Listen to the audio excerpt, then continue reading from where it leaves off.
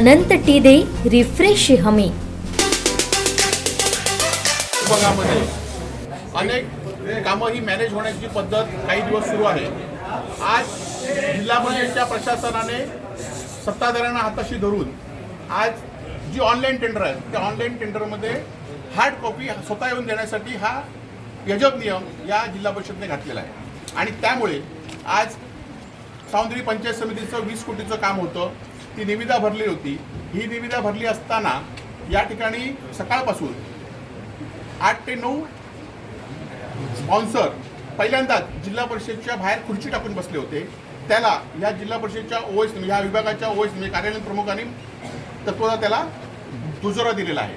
आणि हे 8 दिवस हे अनेक ठेकेदारांची जर पोलिसांनी स्टेटमेंट घेतली सकाळपासून जी ऑफिस होते त्यात ते माहिती की 8 लोकांनी येणाऱ्या प्रत्येक माणसाची कागद तपासत होते। ही बाब आम्ही सतीश चव्हाण, संदेश पारकर आणि सुशांत नाईक नेतृत्वाखाली आम्ही एक आंदोलन जिल्हा अधिकाऱ्यांकडे करत होतो, तेव्हा आमच्या कानावर लक्षात आली। आम्ही म्हटलं की अर्ध्या रस्त्याने जाते, एक रस्त्याने झाली, परंतु नाईला जरी आम्हाला 1:30 वाजता इथल्या वरिष्ठ पोलिसांच्या अधिकाऱ्यांना घेऊन इथे यावं लागलं। तेव्हा इथल्या यादी आलेल्या ठेकेदारांची हे व्यवहारचे शिवीगाळ करत होते, बॉडीगार्ड होते, ते बाउन्सर होते ते, आणि त्यामुळे या बाउन्सरांचे इथे कुठलाही संबंध नसताना ह्या CCTV पोलिसांनी तपासावं। आणि त्याचबरोबर या सकाळपासून 2 भाजपचे वरिष्ठ नेते या ठिकाणी उपस्थित होते, ते CCTVमध्ये दिसेल, आम्ही त्यांच्यावर आरोप करणार नाही पण ते CCTVमध्ये दिसतील, त्यांच्यावर पोलिसांनी कारवाई केली पाहिजे। एकीकडे छत्रपती शिवाजी महाराजांचा भ्रष्टाचार करून अशा अधिकाऱ्यांच्या भ्रष्टाचारामुळे हा पुतळा पडलेला आहे। काल एका आरोग्याच्या अधिकाऱ्यांवर ह्या अधिकाऱ्यांवर कारवाई सोडून आरोग्याच्या एका महिला कर्मचाऱ्यांवर कशा पद्धतीने बोलले आपण सगळ्यांनी बघितलं आहे। आणि त्यामुळेच या सगळ्या कामामध्ये जिल्हा परिषदेत बांधकाम सगळ्या कामामध्ये टेंडर मॅनेजमेंट पद्धत होते।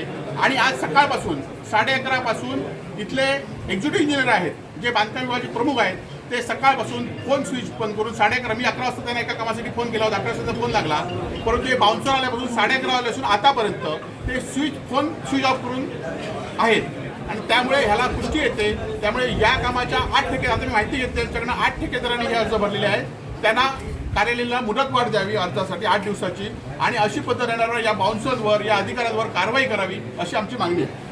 संदेशभाई बोलतो। साहेब म्हणजे ते बाउन्सर इथे काय करत होते असं तुमचं म्हणणं आहे? नाही, बाउन्सर आमचं काय करत होते, पोलिसांचं काम आहे। खरं तर या पोलिसांच्या हाकेच्या अंतरावर जिल्हा पोलीस प्रमुखांचं कार्यालय आहे, अर्धा किलोमीटरमध्ये जिल्हा पोरस्थ पोलीस स्टेशन आहे।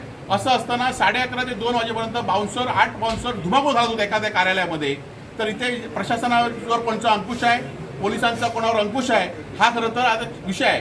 त्यामुळे आम्ही तक्रार करण्याच्या पोलिसांनी सुमोटो तक्रार दिली पाहिजे, या अधिकाऱ्यांनी सुमोटो तक्रार केली पाहिजे, नाहीतर आम्ही उद्या स्वतः आम्ही पोलीस स्टेशनला येऊन या संदर्भात जिल्ह्यामध्ये तीव्र आंदोलन आम्ही करणार आहोत की सामान्य जिल्ह्यातले जे ठेकेदार आहेत त्या ठेकेदारांना कामाने घेता अशा पद्धतीने मॅनेज होत जातात।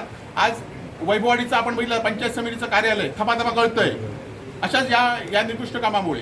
त्यामुळे अशी निकृष्ट कामं झाली, जलजीवन मिशनचं एकही काम पूर्ण नाही आहे। आणि त्यामुळे ह्या जिल्हा प्रशासनाचे अधिकारी आज ते किती वाजता येणार आहेत रे बाबा? तुमचे एक्झिक्युटिव्ह किती वाजता येणार आहेत? येणारच नाही। कुठली मीटिंग आहे? गेलं रे, पाटकर गेलं ना।